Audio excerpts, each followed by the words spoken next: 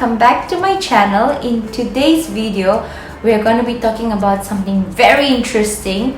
I have been planning a series for you guys and it's called Confessions of a Cabin Crew. Often people think that the job of a cabin crew is very fun and glamorous, right? It is true, and yet there's so much more that goes along with the job which an outsider may not realize. In this video, I'm going to reveal some of the things about a cabin crew. Let's start with my first trainee flight.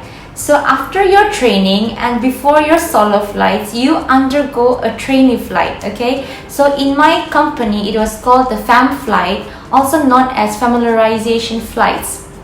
So you're basically to put into practice what you have learned in your training on board, in flight, yeah?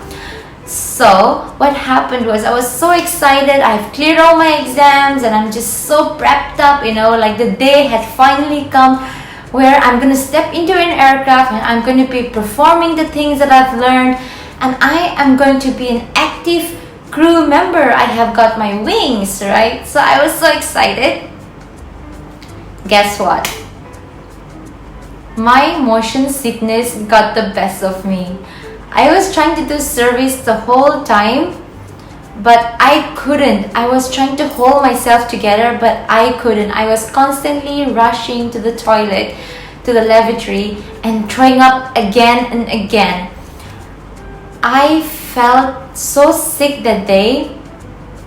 I just couldn't handle myself, And now the aircraft was about to land, and all my other crew, they were securing the cabin in the sense like fastening the seat belts and like making sure that the customers have put the window shades upward, and they had gone to their jump seat and they have secured themselves and they were sitting down there, but I refused to go there and sit because it's kind of so claustrophobic in there and I wasn't feeling any better, right? So I was not willing to go there, and I was sitting in the last row in the passenger seat. Can you imagine? Like, it was so crazy.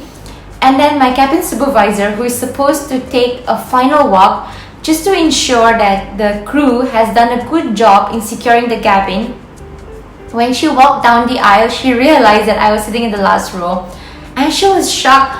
She was telling me, "What are you doing here?" And I told her, like, what, I'm feeling so sick, I cannot go and sit there, let me sit here. And she said, "No, you have to go back to your seat, darling." I was not even in the mental state to even think or have a conversation actually.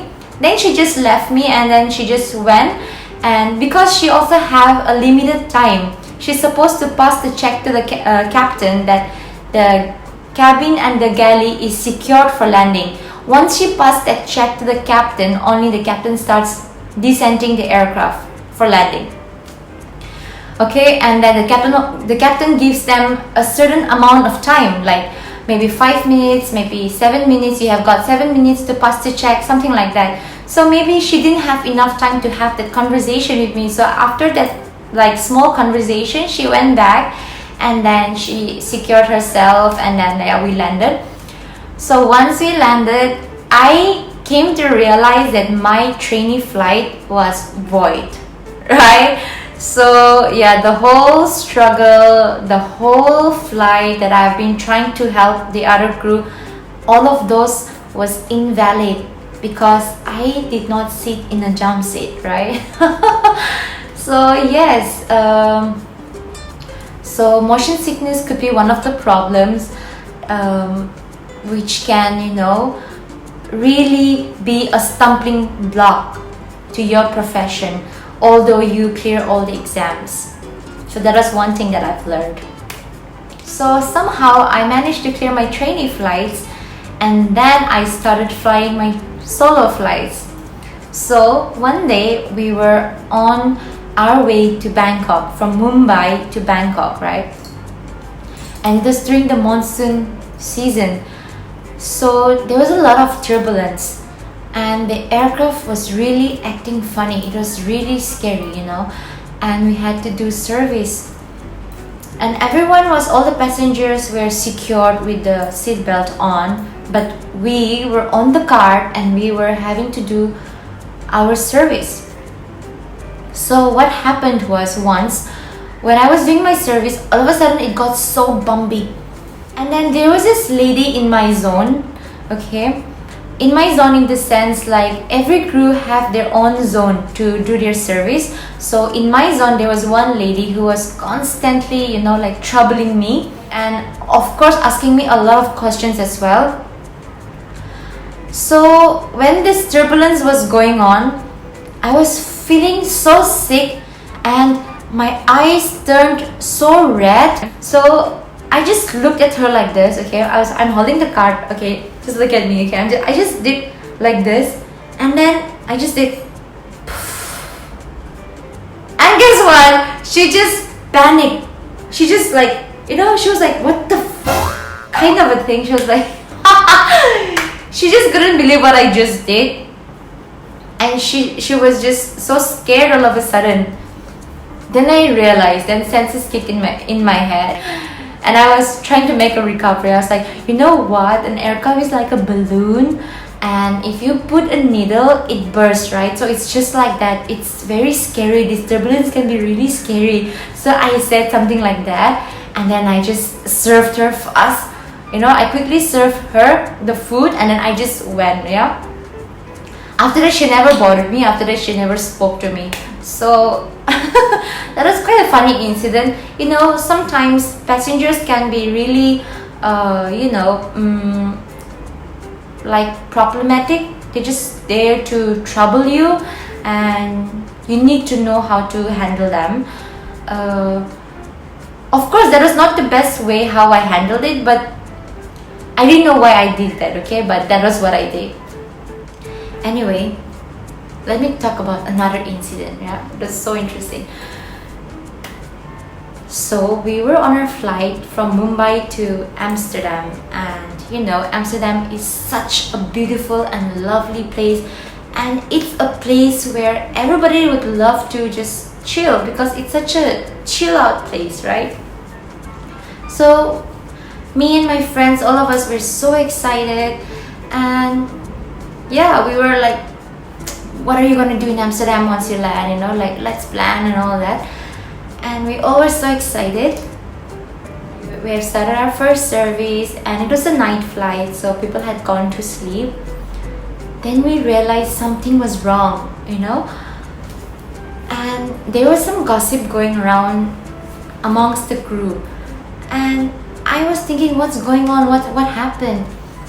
And I just looked outside the window and I saw Indo-Pakistan border. If you just Google, India and Pakistan have a border which is lit up, right? It's a border which has lights, and you can clearly see. So we were about to cross that. We were so near, okay? It seems that our navigational system had failed. So it wasn't giving the right, like signals, or I don't know what. But we were not going to the direction we were supposed to go. So the captain said that we will be returning back to Mumbai, and we were not to go to Amsterdam. And he also made an announcement saying that if you see something dripping from the wings, or if you see something falling down like a liquid, kindly ignore it, because we are throwing away the unnecessary fuel in the tank. Because Amsterdam is a really long flight, so I'm sure they have filled the tank to the brim. And since to come back all the way to Mumbai, we don't need so much fuel, and landing with so much fuel could be dangerous. So that is the reason why the captain, kind of threw some fuel into the sea. And then we came back to Mumbai. So that's a very scary incident, had we crossed the border, who knows, we might have been just shot by a missile, and all of us on board, about 300 people, would have just disappeared in the sky. So that was a scary experience that I've experienced. In one of my flights from Mumbai to London, after the service was done, we were just standing in the galley and everyone had gone to sleep. Since everyone was sleeping, we had to dim the lights, right? And me and my friend, we were just standing in the galley and just chit-chatting. So there was this old man, he just came towards me and he said he wanted to talk. So I was like, okay, like how can I help you? Because someone as old as our parents, like we just want to be there for them. We just want to give our best, like we just don't want them to have any problems. So I was like, trying to be there for him. I was like, how can I help you? And he said this, he said this: you guys are so hardworking. You guys work really hard, and I understand you all, and I'd like to help you. And then he gives me a sheet of paper. And at that point of time, I just don't understand. What is he trying to say or what is he doing? And he told me, I stay to the hotel where you guys stay. No. He said this: I stay very close by to the hotel where you guys stay. And I felt so shocked. I didn't know how to react at that point of time. And the moment he turned back, I just, tore the paper and then just dump it in the waste bin. Guys, you will come across people like this, not just in an airline, but everywhere. You need to know exactly how to handle this kind of people. Alright? It was just so crazy. Anyway,